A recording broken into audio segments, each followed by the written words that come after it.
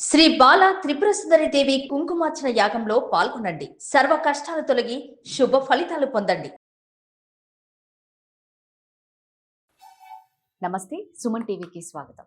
శ్రీరామనవమి 26, 27 శ్రీరామనవమి యొక్క విశిష్టత నిజంగా పెళ్లి కాకుండా అంటే దాంపత్య ప్రాబ్లమ్స్ కానీ, లేదు అంటే వివాహ సమస్యలు కానీ, సంతాన సమస్యలు కానీ, ఇటువంటి ఏ సమస్యలు ఉన్నా ఆ రోజు ఎటువంటి పరిహారాలు చేసుకోవాలి. సో వీటన్నిటి గురించి మనతో తెలియజేయడానికి ఉన్నారండి ప్రముఖ జ్యోతిషులు, సంకల్ప మందిర్ నిర్వాహకులు బ్రహ్మశ్రీ నందిబట్ల శ్రీహరి శర్మ గురుగారు ఉన్నారు. వారిని అడిగి తెలుసుకుందాం. నమస్తే గురుగారు. మాగర్థావివ సంపృక్తౌ మాగర్థ ప్రతిపత్తయే జగతః పితరౌ వందే పార్వతీ పరమేశ్వరౌ ఆదిత్యాయ చ సోమాయ మంగళాయ బుధాయ చ గురు శుక్ర శనిభ్యశ్చ రాహవే కేతవే నమః. శృంగేరి జగద్గురు పీఠాధిపతులకి, కంచిపీఠాధిపతులకి నమస్కారములు తెలియచేసుకుంటూ కార్యక్రమాన్ని ప్రారంభిద్దాం. గురుగారు, అందరూ ఎదురు చూస్తున్న రాముల వారి పండగ శ్రీరామనవమి. అది 26, 27 అనేది ఒక సందేహం. అలాగే శ్రీరామనవమి యొక్క విశిష్టత చెప్పండి. మరి ఆ రోజు ఏదైనా ఉద్యోగ సమస్య కానీ, వివాహం కాలేదు అన్న సమస్య కానీ, దాంపత్య సమస్య కానీ, సంతాన సమస్య కానీ, ఏ సమస్యలు ఉన్నా కూడా ఆ రోజు ఎటువంటి పరిహారాలు చేసుకోవాలి? శ్రీరామనవమి మనకి ఎప్పుడు కూడా సందిగ్ధంలోనే ఉంటుంది. శ్రీకృష్ణాష్టమి కానీ, దీపావళి, కొన్ని పండుగలు. అవును. కారణం ఏంటంటే మనం జరుపుకునేటువంటి పండుగల్లో కొన్ని సిద్ధాంత రీత్యా తిథి ఉన్న సందర్భంగా చూసుకోవాలి. అది సూర్యోదయం ఉన్నప్పుడు కొన్ని పండుగలు, సూర్యాస్తమైన తర్వాత కొన్ని పండుగలు, అలాగే నక్షత్రం ఆధారంగా చేసుకునేటువంటి పండుగలు. ఇక్కడ 26వ తారీఖు జరుపుకోవాలా, 27వ తారీఖు జరుపుకోవాలా? 11 గంటల 50 నిమిషాల వరకు అష్టమి తిథి ఈ 26వ తారీఖు ఉంది. అలాగే ఈ నక్షత్రం అనేటువంటిది ఆరుద్ర నక్షత్రం సాయంత్రం 4 గంటల చిల్లర మొత్తాని వరకు ఉంది. కానీ సూర్యోదయానికి ఉదయం 10 గంటల 8 నిమిషాల వరకు నవమి తిథి, అలాగే పునర్వసు నక్షత్రం మధ్యాహ్నం 3 గంటల వరకు ఉన్నటువంటిది. తిథి ప్రకారము ఆలోచన చేసుకుంటే 26వ తారీఖు రోజున మనం శ్రీరామనవమి అని చెప్పి స్మార్త శ్రీరామనవమి, నక్షత్రాన్ని ఆధారంగా చేసుకుని జరుపుకునేటువంటిది అయితే తిథి సూర్యోదయానికి ఉంటుంది, నక్షత్రం కూడా ఉంటుంది. కాబట్టి 27వ తారీఖు శుక్రవారం రోజు జరుపుకోవడం అనేటువంటిది శాస్త్రీయ పరమైనటువంటి సమ్మతం. దీనికంతా ప్రామాణికమైనటువంటిది ఈ యొక్క సీతారాముల కళ్యాణం అనేటువంటిది కేవలం మన తెలుగునాట మాత్రమే ఆచారంలో ఉందమ్మా.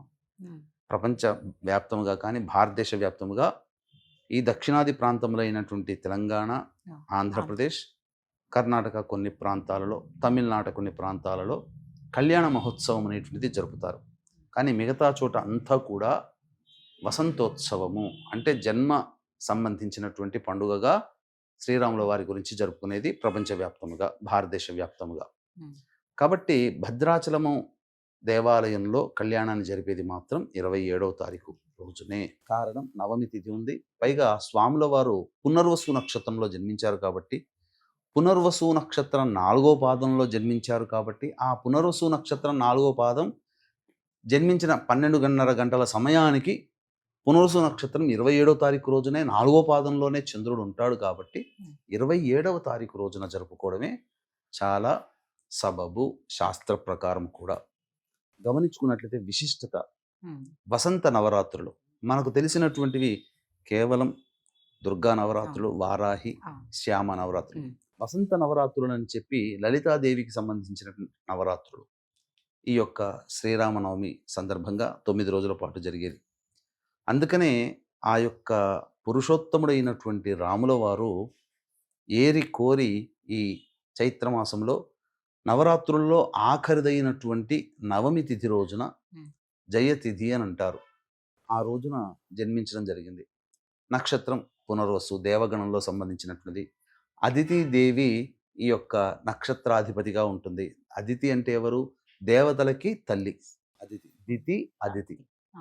కాబట్టి ఇంత విశిష్టత కలిగినటువంటి చైత్రశుద్ధ నవమి ఎంతటి ప్రామాణికమైనదనంటే, కోటి సూర్యగ్రహణములు కలిస్తే ఎంతటి ప్రభావవంతమైన సమయం ఉంటుందో అంతటి సమయము ఈ యొక్క నవమి తిథి రోజున ఉంటుంది. అందున చైత్రశుద్ధ నవమికే, ఇంకా ఏ నవమికి చెప్పలేదు, చైత్రశుద్ధ నవమికే.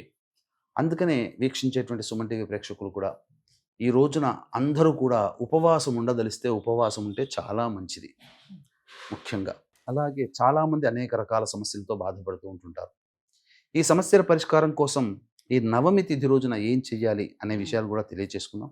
ముందుగా వీక్షించేటువంటి ప్రేక్షకులు కూడా ఈ ఏప్రిల్ 2వ తారీఖు రోజున గురువారము చైత్ర పౌర్ణమి సందర్భంగా ఈ సంవత్సరం అంతా కూడా నవగ్రహాల యొక్క అనుగ్రహం బాగుండాలని ప్రముఖ శైవ క్షేత్రంలో సాయంకాలం ఈ నవగ్రహ పాశుపత హోమము, మృత్యుంజయ హోమము, రుద్ర హోమము, సుదర్శన హోమము, లక్ష్మీ మూలమంత్ర సంపుటిత లక్ష్మీ సూక్త హోమాలు జరిపించి శక్తిపాతం చేసినటువంటి కరుంగలి మాల ఇవ్వడం జరుగుతుంది.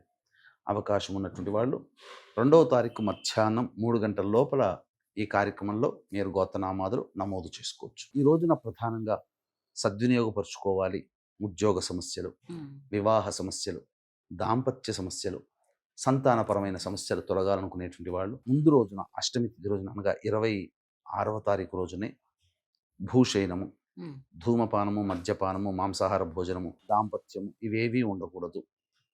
శ్రీరాముల వారిని స్మరించుకుంటూ మరుసటి రోజున చేసుకునేటువంటి కార్యక్రమానికి నాకు శక్తిని ప్రసాదించు శ్రీరామ అని చెప్పి నమస్కారం చేసుకొని నిద్రకు ఉపక్రమించి బ్రహ్మముహూర్త కాలంలోని 4 గంటలకల్లా అలా నిద్రలేచి కాలకృత్యాదులన్నీ తీర్చుకొని ఇంట్లో శ్రీరాముల వారి పట్టాభిషేకానికి సంబంధించినటువంటి చిత్రపటం, ఆ చిత్రపటానికి చక్కటి పూలమాల వేసి ఆవునేతితో దీపారాధన చేసి రామ అష్టోత్తరం 3 సార్లు పారాయణం చేయాలి. తదనంతరం విష్ణు సహస్రనామ పారాయణం చేస్తే చాలా మంచిది.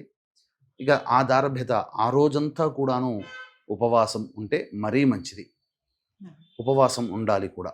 తదనంతరం దగ్గరలోని ఏ దేవాలయంలోనైనా కానీ రాముల వారి కళ్యాణం అనేది జరుపుతారు. కాబట్టి ఆ రాముల వారి కళ్యాణంలో భాగస్థులై ఆ రాముల వారి కళ్యాణాన్ని మనస్ఫూర్తిగా వీక్షించిన, ఆ రాముల వారి కళ్యాణ సమయంలో అక్కడ ఉన్న ఆ యొక్క పార్వతీ పరమేశ్వరుల యొక్క అనుగ్రహం కలుగుతుంది. ఎందుకనంటే చోటనైతే వివాహ కళ్యాణానికి సంబంధించిన మామిడి తోరణం కడతారో ఆ యొక్క పందిరిలో ఆ వధూవరులలో పార్వతీ పరమేశ్వరుల యొక్క అంశ వచ్చి తీరుతుందట.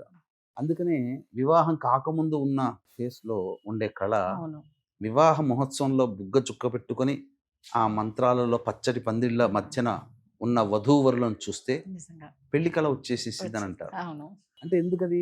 ఆ స్వామి ఆ ఈశ్వరుడు పార్వతీ అమ్మవారి యొక్క అంశ వాళ్ళలో ఆ వివాహం అయ్యేంత వరకు ఉంటుంది. అంటే బ్రహ్మముడి వేసిన తర్వాత బ్రహ్మముడి తీసేంత వరకు ఆ అంశ వాళ్ళలో ఉంటుంది. అందుకనే ఆ దేవతాంశ మనతో పాటు ఉండాలి, మన ఇంటికి రావాలనే వివాహం అయిన తర్వాత అప్పగింతలు ఇచ్చిన తర్వాత బ్రహ్మముడి వివాహం సందర్భంలో బ్రహ్మముడి వేస్తారు కదా, అప్పగింతలు అయిన తర్వాత వధువు వరుడి ఇంటికి వచ్చేంత అడుగు పెట్టి పాలు పొంగించేంత వరకు ఆ బ్రహ్మముడి తీయరు. ఇది శాస్త్రం. అందుకనే ఆ దేవతాంశ కూడా మన ఇంట్లో రావాలని.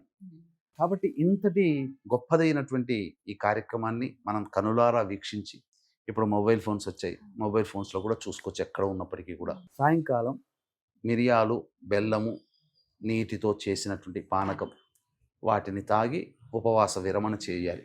ఇక ఈ రోజంతా ఉపవాసం ఉన్న సందర్భంగా ఎలాంటి నియమాలు పాటించుకోవాలి? ఉద్యోగ సమస్యలు ఉన్నటువంటి వాళ్ళు, ఉద్యోగ సమస్యలు తొలగాలనుకునేటువంటి వాళ్ళు శ్రీరామ పట్టాభిషేక రామాయణంలో సర్గం ఉంటుంది. అది కనీసం ఒక 108 సార్లైనా పారాయణం చేయాలి. ఇక సుందరాకాండ పారాయణం ఒక 3 మార్లైనా కానీ ఆ రోజు చేస్తే ఎన్ని కష్టాలలో ఉన్న వాళ్ళైనా ఆ కష్టాలన్నీ తొలగిపోతాయి. రెండవది, ఇక వివాహ సమస్యలు తొలగాలనుకునేటువంటి వాళ్ళు సీతారాముల కళ్యాణ ఘట్టాన్ని 108 సార్లు, దాంపత్య సమస్యలు తొలగిపోవాలనుకునేటువంటి వాళ్ళందరూ కూడా ఆ యొక్క వనవాసం దగ్గర నుంచి మళ్ళీ శ్రీరాముల వారు సీతా సమేతముగా, కుటుంబ సమేతముగా, రావణ వధ జరిగిన తర్వాత కుటుంబ సమేతముగా అయోధ్యకి చేరుకున్నంత ఘట్టం వరకు ఆ రోజు పారాయణం చేయాలి. సంతాన సమస్యలు ఎదుర్కొనేటువంటి వాళ్ళు ఆ అయోధ్యకి తిరిగి వస్తారు కదా, సీతారాముడు, లక్ష్మణుడు పరివారంతో. ఆ వచ్చిన దారభ్యత మళ్ళీ సంతానాన్ని కనేంత వరకు, సీతమ్మవారు కనేంత వరకు ఉండేటువంటి ఘట్టాన్ని పారాయణం చేయాలి. సమస్యలు తొలగిపోతాయి. ఇక ఆ రోజు ప్రదోష కాలంలో మళ్ళీ కాలకృత్యాదులు తీర్చుకొని, అనగా కాలకృత్యాదులు అంటే కాళ్ళు, చేతులు, మొహము కడుక్కొని పుక్కిలింట 3 సార్లు నీళ్లు ఉమ్మించేసేసి తదనంతరం మళ్ళీ దీపారాధన చేసి రామాష్టోత్తరం, విష్ణు సహస్రనామ పారాయణం చేసి దగ్గరలోని విష్ణు ఆలయాన్ని సందర్శించుకొని అర్చనాభిషేకాదులు జరిపించుకొని లేదా అర్చన చేయించుకొని ఇంటికి వచ్చి భోజనం చేసి నిద్రకు ఉపక్రమిస్తే చాలమ్మా. సకలమైనటువంటి దోషాలు తొలగి చైత్ర నవమి రోజున ఇదొక్కటి చేసి చూడండి వీక్షించండి ప్రేక్షకులు కూడా. మీ జీవితంలో మీ సంకల్పం దైవం మానుష రూపేణ, మనుష్య రూపంలో దైవమే మీకు సహాయ సహకారాలు అందించి మీరు కోరిక నెరవేరుతుందని చెప్పడంలో ఏమాత్రం సందేహం లేదు. అలాగే ఏప్రిల్ 2వ తారీఖు రోజున జరిగేటువంటి సర్వదోష నివారణ పూజల హోమాల్లో 2వ తారీఖు మధ్యాహ్నం 3 గంటలకల్లా నమోదు చేసుకోండి. కరుంగలి మాలని సొంతం చేసుకోవచ్చు. ఈ పూజా కార్యక్రమంలో ఎవరికైనా పాల్గొనాలి అని అనిపిస్తే మాత్రం ఖచ్చితంగా స్క్రోల్ అవుతున్న నెంబర్కి కాంటాక్ట్ అయ్యి ఇందులో పాల్గొనండి. ధన్యవాదాలు గురు. సర్వం శ్రీ ఉమామహేశ్వర పరబ్రహ్మార్పణమస్తు.